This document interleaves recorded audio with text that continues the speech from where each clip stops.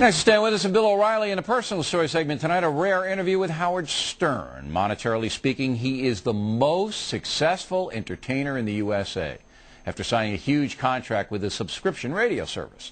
Over the next 3 nights, we will give you a no-spin look at Mr. Stern. Tonight, we'll concentrate on the business side of his empire. Tomorrow night on his act. And Friday, the toll success has taken on him. Here we go. All right, Stern, you can't be serious, can you? Look at you. $500 million bucks. That's what I have here. I don't believe it, but $500 million bucks. This serious operation is going to pay you in 5 years. Is that right? Well, first of all, I'm worth every penny. But is that right? Is it $500 million? No, it's not exactly right. But it's close. I don't talk about my salary. I understand. Because if I try to hire a plumber, I can't get one to come to my house because they think I'm walking around with $500 million. But this is in the ballpark. $500 million. It's not in the ballpark. I'm not making $500 million, but I'm making a lot of money. Okay. Yeah. But it's you and your operation. You're paying your corporation. Right. You're paying your corporation between 80 and $100 million a year. Listen to you. You are so jealous.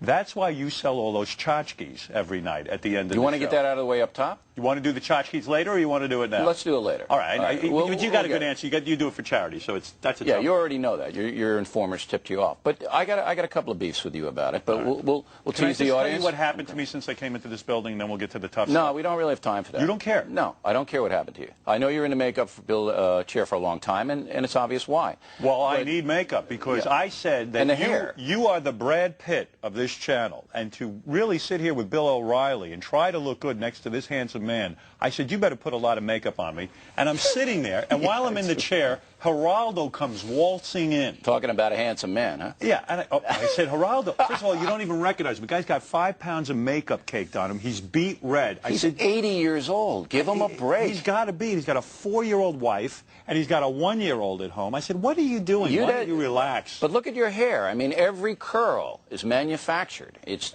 terrific. Listen, and you're a radio guy. You're not even on TV. I am on TV. I'm on demand, and I was on E for 11 years. Yeah. So it's the #1 show on E for 11 years. It was exciting. Right. You and Joan Rivers. I couldn't get enough of that. Yeah, some channel. Okay.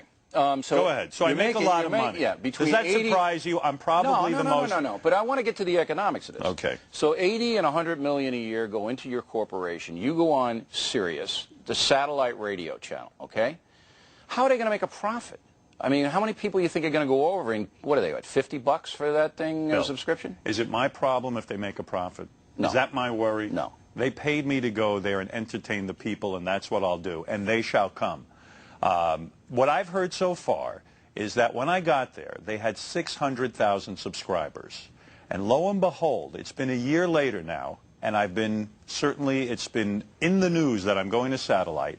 They are now estimating 3.1 million people have joined And how Sirius. much is it a year to get? It's $12 a month for a radio subscription, and I think it is the best. If you want to get into this, I think it's the best buy in town. So if they get a couple of million, then they can make money. Sure. Off Of course they're going to make money. Satellite radio, it's inevitable. Because FM and AM radio have been so regulated, so overly commercialized, because the content has been so watered down, guys like me who make people laugh in the morning and appeal to millions of people, can't do our act anymore. And guess what's happening? Well, good. Satellite radio will succeed. We'll see. Much like cable television, which you're on, has succeeded because you can program but Fox has succeeded, but MSNBC is a disaster. So it's not a lock. But I'm glad you gave me the segue. Trust me, with me it's a lock. Okay. We'll see. Right. What are you going to do differently? Are you going to curse every 2 minutes? Is that what you're going to do? No, I think you know better than that. You better calm down. Sit back in your chair and stop getting in my face. I'm relaxed. Because I'll smack you around. You know that. You know, that'd be good because my lawyer's Swifty's right over there. I will take you right Hit me and I take a lot of that 100 million. Go ahead, baby. It's all yours. No, but in all seriousness, what was your question again? You see, are you going to curse every 2 minutes? What are you going to do? Here's the deal.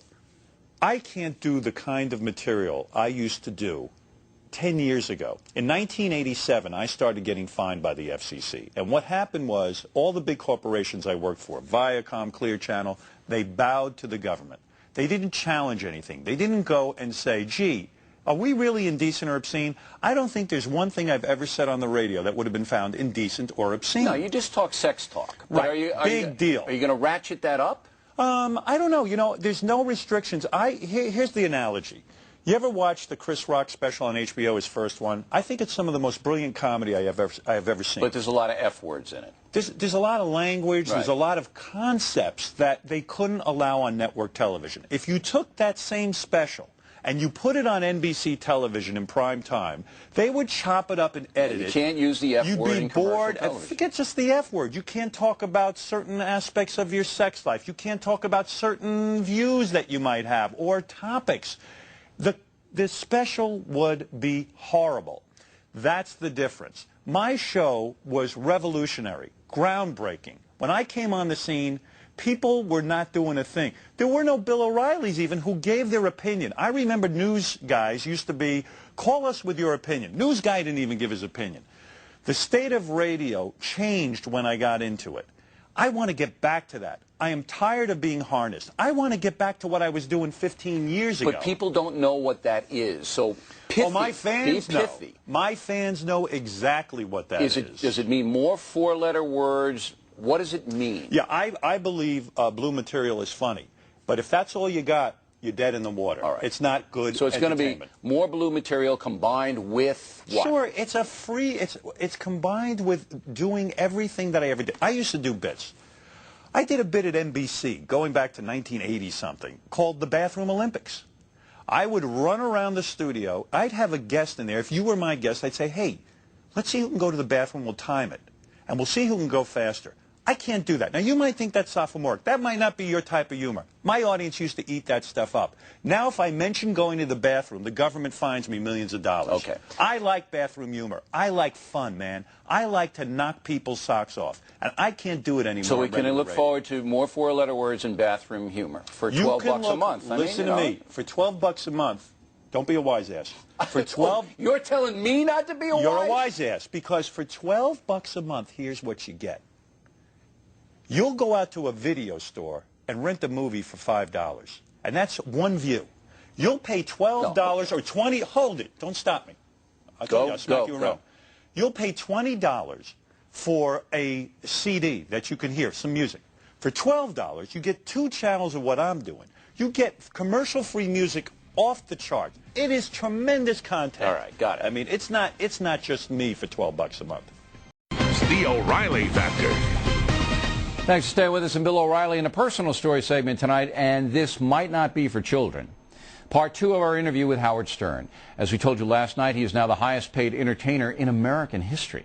And his success is based upon a very simple concept, saying whatever pops into his mind, no matter how offensive it is. No, I have not copied that concept. Roll the tape. Who's your primary audience? All entertainers, all news programs have a primary audience. Who is your primary audience? You know as well as I do, my primary audience are strippers, hookers, and crack whores. And I love them all. My primary audience is anyone who likes to laugh. I don't look at my audience as a demographic. I look at it as a psychographic. You think there's more men than women? Yes, there are more men than women. Why is that? I have always envisioned the guy I'm doing the show for is driving to work. He's a buddy of mine. We're in the locker room, and man, we're talking reality. We're not talking politely. We're being honest. We're being real. Secret to my show isn't dirty words. Secret to my show isn't potty humor. The secret to my show is honesty, reality, that I will say the truth. I was interviewed by 60 Minutes, and they asked me, how did you wish death on a guy? I said, you mean to tell me that you've never wished that somebody was dead? When you saw those planes go into the Twin Towers, did you wish that Osama bin Laden was caught and killed? Well, I feel the same way sometimes when my back is up against the wall. I want Osama bin Laden dead. Our whole country does. And I've wished death on people on my show. People go, that's outrageous. I go, no, I'm just willing to admit it. All right, so your audience is blue-collar guys, working guys, regular guys. Well, no, it's not just blue-collar guys. People like to think it's like a bunch of beer-guzzling guys. There's a thing called the Scarborough Report. and maybe you're aware of it because you're doing radio now. They analyze not who's listening by age. Yeah, demographics and everything They like that. find out income, college education, and I have probably the most educated audience and highest grossing income audience. Dare I say more than you, Rush Limbaugh, anybody else. It is a phenomenal audience, a brilliant audience. It's not, you know, you're going to judge my audience by the guys who call in? No. That's not right. That's about a 0.5%. Is it still going to be lesbians on parade and strippers and all that? Bill, there will always be lesbians on this show. I make this vow to you. As long as I'm breathing, there will be lesbians. I will give the people lesbians because there is nothing sexier in this world, beside you. There is nothing sexier than two women getting it on. And man, I'm going to do it. In fact, I'm going to take the lesbian dating game and I'm going to blow it up into an hour show on my channel. You'll see the Does this date. cost extra or is it under the $12? All under the $12. Okay. Not as good as the Bill O'Reilly mug. How much is that? Oh, you want to get into that now? Let's talk about that Okay. Chazarah you're selling. It looks like you emptied out a junkyard and slapped your name on everything. Okay, here's where we go. And you got a briefcase, the Bill O'Reilly briefcase. Let me set this I would up. be caught dead in the Bill O'Reilly. Let me No set this offense. up. No, of course no offense. Who's walking around with the Bill O'Reilly briefcase? Yeah. No, of course there's no offense. Imagine I walk you wouldn't into a- defend me at all, would you? Imagine you would never yes, do I that. would. Yeah. Oh, I'm stunned. Sure I would. I'm stunned. But who would you didn't walk wish me they get cancer, did you, on your show? Not yet. Okay. Now listen, you go on your show and you say O'Reilly's selling all these, what, tchotchkes? Is that what you say? Tchotchkes, garbage. That garbage. Welcome mats. Okay. Bill O'Reilly welcome All right, mats. whatever. Now, you know that all the proceeds go to charity. I don't believe that. What Oh, you charity? don't believe it? What charity? Okay, Habitat for Humanity just wrote them a big check. What is Habitat for Humanity? That's when people like you know, Me. if you cared about other people, Yes. would then build a house for poor people. Novel concept. In fact, you know what you give could do? 100% of the profits? Yes, everything I get. I Now, wait, remember, you know what but you could do, doesn't though? this appeal to your ego? Can't you? You No, make I- a lot of money. Can't you donate money to This charity? is, Can't Fox I do News? that anyway. Why This does is Fox extra News? money. Listen, Are you filibustering now? Because I have a good idea for you.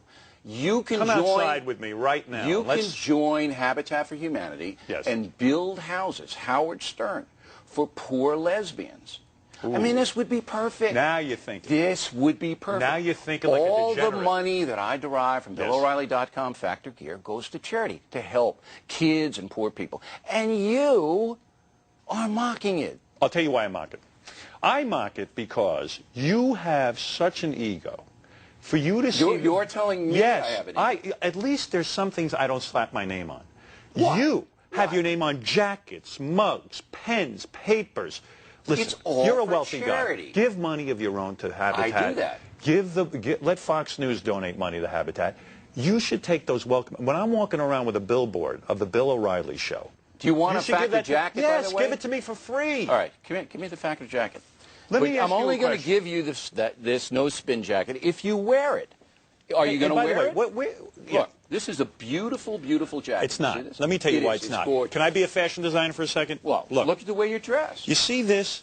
This grabs you around the middle. If a guy's got a gut, this is going to squeeze his fat. This is a terrific garment. Now, are you going to wear it? I'll give it to you. The no-spin jacket? Yeah, with the flag, the American flag. You are American, correct? I won't wear it, but I will give it to a crack whore. You're not getting it Anyway, back. no, I'm you're not taking it. having this on some lesbian somewhere. It's not going to happen. But I'm proud of you. You're doing well. Thank you. And I know you're only kidding around, but No, I'm not. this I mean, stuff does good for a lot of people. Let's talk about you. You We're like your both- name on that stuff. No, it's no It's spin. ego. It's no spin. All right, go ahead.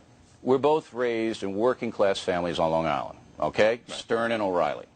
We both wind up at Boston University at the same time. That's right. We're terriers together, okay? We both reached the top of our professions. 10 million in one shot for me. 800 billion in one shot to me. How did it happen for you? Well, I mean, I had a dream when I was, like Martin Luther King. When I was 5 years old, my dream was to be on the radio and to do something so revolutionary, to make radio sound real. Some people say our show was the first reality show. And I believe that.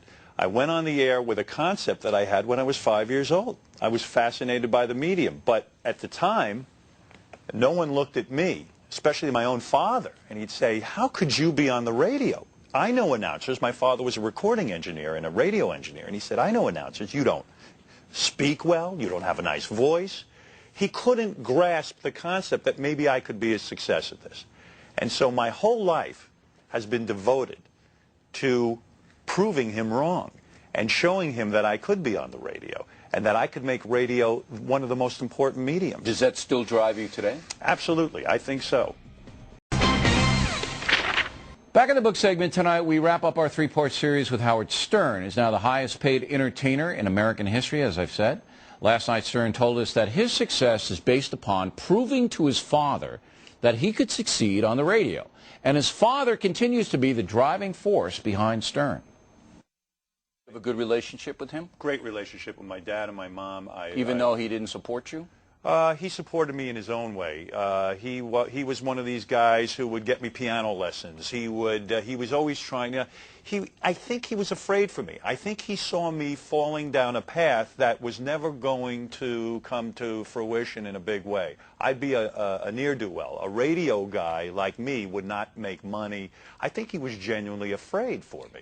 Conservative man? Some ways. My dad sometimes would vote. If you're talking about politics, he would sometimes vote Republican, sometimes vote Democrat. Traditionalist, though? Yeah, I'd say so, yeah. Very traditional. When I got divorced, it was a hard blow to him, more so than even my mother. Does he have any problem with your material? No. My parents always love humor and mixing it up.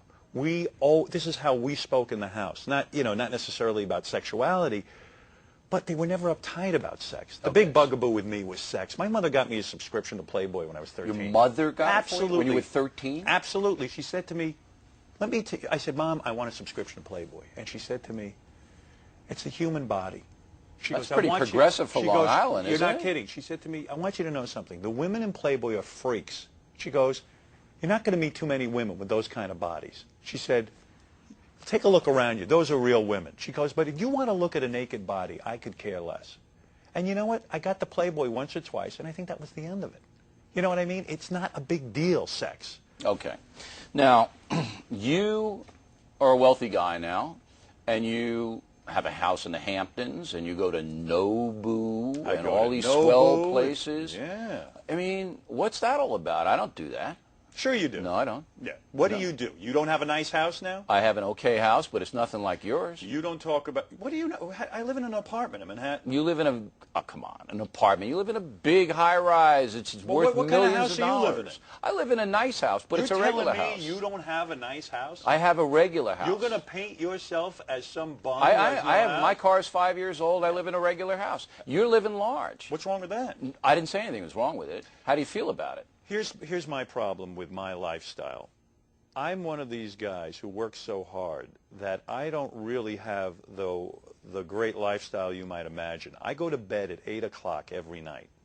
So I don't go out during the week at all. We cook at home and we eat and we go to bed. Friday and Saturday night, no matter how broke I was, I made $96 a week for a real long time. I would always find a place to go, whether it was McDonald's or Nobu. It depends on what you can afford. But now you're going to Nobu. Yeah, I love eating swells. Yeah, but that doesn't make a difference to me. Do you like to hang out with these pinhead movie stars? I mean, you like these people? There's some movie stars that I've met that have been tremendously nice people. I don't have celebrity friends. It's not by choice. I don't have any friends. You don't have any friends? No. Why? Anyone who knows me knows I hang out with my girlfriend, and I don't have the time to really form some sort of relationships. It's not healthy. How about your old friends, college, neighborhood? There's a couple of guys I will hang out with once in a while who are certainly not famous, big-time celebrities. You think that's smart, not to have any friends? No, I think it's a real personality flaw. I think I put too much into my work. I don't think it's healthy to isolate yourself like that. And I think it says a lot about me, and it's not a positive thing. I wish I would take more time with my friends. Are you selfish? I think to a degree I'm selfish, but I also can be very generous. I know I went into therapy. I go 4 times a week. Really? And now it made me a much better dad. You go to therapy 4 times a week Absolutely. now? And Really? it made me a better father. I found that where I'm very closed off, and that's how my father was with me, it changed me around a lot. So you go to therapy 4 times a week, and Right. What is your goal there? What do you want specifically to get out from that? To become more connected with people, to be a better father. That's really important to me. Not that I think I've been a horrible father, but I want to be there. How old are your kids now? I've got a 22-year-old, I have a 20-year-old, and I have a 12-year-old. All right. We're just about at the end of this. You're kidding. It's been such a joy. If this serious thing, I mean, you're 51 years old, right? Is that? Yes. I think you're a little older than that. I'm 51. Okay, 51. Right. And you're still telling dirty jokes and lesbians and all Hopefully, of that. yeah. Okay. How long you want to do this? Well, I've got a 5-year deal with Sirius, and I'm also developing these 2 channels, which are pretty wild. So the channels can even live on after I somehow go off into the sunset. But is it possible you just chuck it after you're 55 and say, look, I've seen enough lesbians? I might stop the radio in 5 years, but I don't think I'll ever stop being creative.